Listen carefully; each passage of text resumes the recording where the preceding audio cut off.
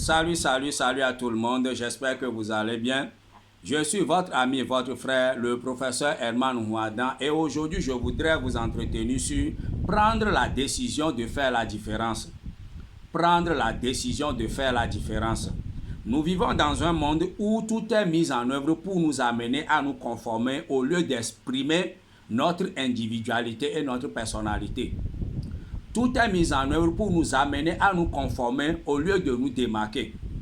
Mais vous devez comprendre une chose. Il n'y a personne qui a été comme vous. Il n'y a personne qui est comme vous. Et il n'y a personne qui sera comme vous. Vous êtes unique. Cela voudrait dire, vous n'avez pas besoin de sourire comme tout le monde sourit avant de réussir. Vous n'avez pas besoin de parler comme tout le monde parle avant de réussir. Vous n'avez pas besoin de courir comme tout le monde court avant de réussir. Vous n'avez pas besoin de marcher comme tout le monde marche avant de réussir. Vous devez accepter votre unicité. Vous devez accepter faire la différence. Je vais vous dire une chose. Si vous avez peur d'être différent, vous ne ferez jamais la différence dans ce monde. Si vous avez peur d'être différent, vous ne ferez jamais la différence dans ce monde, car la majorité n'a pas toujours raison. Oui, c'est bon, si la majorité fait une chose qui est positive et que vous aussi vous le faites, c'est bien. Mais vous devez savoir que la majorité n'a pas toujours raison et que si vous suivez la philosophie de la majorité, vous ne pouvez pas libérer votre plein potentiel. Vous ne pouvez pas exprimer votre créativité si vous aimez toujours suivre la majorité.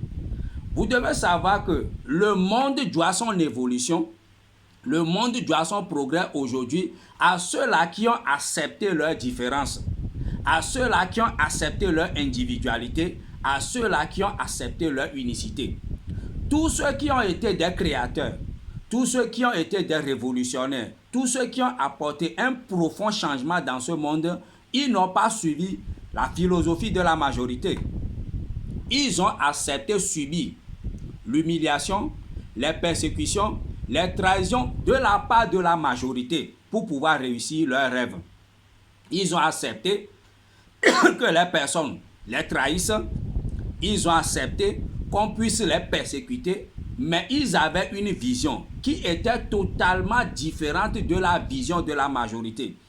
Ils voyaient des choses que la majorité ne voyait pas. Même si on les qualifiait de fous, on les qualifiait de rebelles, on les qualifiait de tous les noms d'oiseaux, ils voyaient quelque chose que la majorité ne voyait pas. Voilà pourquoi ils agissaient d'une manière qui est totalement différente de la manière dont agisse la majorité. Mais c'est eux qui ont fini par gagner. Ils ont accepté être différents pour pouvoir faire la différence dans ce monde. Donc, ne soyez pas une personne prisonnière de la philosophie de la majorité pour vous dire que tout le monde le fait, donc moi aussi je vais le faire. Tout le monde le dit, donc moi aussi je vais le dire. Tout le monde le fait, donc non. Vous devez savoir une chose.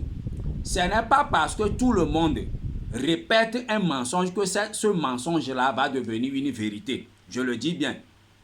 Ce n'est pas parce que tout le monde répète un mensonge que ce mensonge-là va devenir une vérité. Donc, vous devez savoir que la majorité n'a pas toujours raison. La majorité n'a pas toujours raison. Voilà pourquoi vous devez accepter aller au-delà des limites que vous impose la majorité pour pouvoir exprimer votre créativité, votre individualité et votre personnalité. Car l'histoire ne retient que ceux-là qui ont accepté leurs différences et qui ont agi pour faire la différence dans ce monde. Donc, n'acceptez pas cette philosophie de la médiocrité. Vous savez, la majorité va vous amener à vivre dans la médiocrité. La majorité va vous amener à vivre dans l'immobilisme et la majorité va vous conduire à l'échec.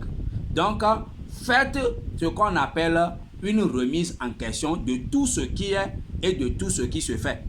C'est en faisant la remise en cause ou bien la remise en question de vous-même, en faisant la remise en question des choses, que vous allez comprendre que les choses que tout le monde dit que c'est la réalité n'est pas toujours la réalité et que ce que vous allez amener comme invention, ce que vous allez amener comme idée, c'est ça qui va pouvoir prendre le monde d'un endroit à un autre endroit. Donc, n'ayez pas peur d'exprimer votre individualité. N'ayez pas peur d'exprimer votre créativité. Je le dis bien, si vous avez peur d'être différent, vous ne ferez jamais la différence dans ce monde. Seuls ceux-là qui ont accepté être différents, qui ont pu faire la différence dans ce monde. Donc, vous devez prendre cette décision-là, d'être celui-là qui va être différent dans sa génération. Vous devez prendre la décision de ne pas suivre ce que la majorité est en train de faire. Si vous suivez ce que la majorité est en train de faire, vous risquez d'emprisonner votre potentiel. Vous risquez d'emprisonner votre créativité. Vous risquez d'emprisonner votre individualité et vous risquez d'emprisonner la bénédiction que vous êtes venu apporter dans ce monde. Parce qu'il y a un problème dans ce monde que vous êtes la seule personne habilitée à résoudre ce problème. Vous possédez en vous la solution unique à ce problème-là. Donc, ayez recours à votre créativité. Ayez recours à votre unicité pour pouvoir évoluer dans ce monde. Je le dis bien, seuls ceux-là qui acceptent être différents arrivent à faire la différence dans ce monde.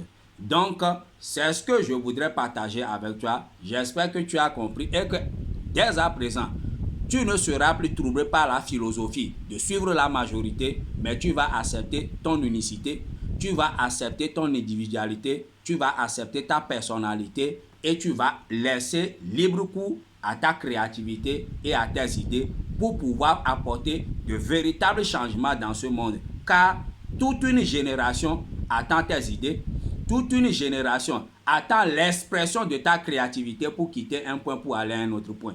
C'est ce que je voudrais te dire. J'espère que tu as compris et que tu vas le mettre en pratique. Et n'oublie pas que le vrai pouvoir, c'est la liberté. On est ensemble. Ciao.